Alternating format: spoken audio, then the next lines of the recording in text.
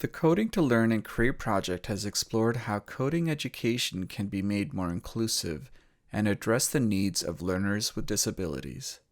As part of this work, we've also designed coding resources that make use of robots such as Dash.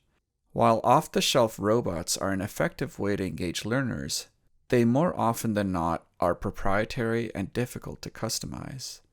In order to address this challenge, we collaborated with Tetra TMU to create the Open Robot Kit. This kit encompasses the research conducted by Tetra TMU students as they delved into the world of open source microcontrollers, specifically Arduino-based solutions.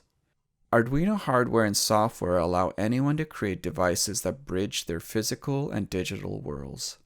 With the help of microcontroller boards, sensors, displays, and software, it is possible to create products such as thermostats, motion detectors, and even robots.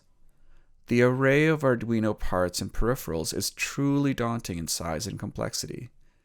The Open Robot Kit addresses this by including a list of tested components that are guaranteed to be compatible with each other. Learners can now utilize this kit to create their own robots using cost-effective and easily obtainable parts. For more information, please refer to the links in this video's description.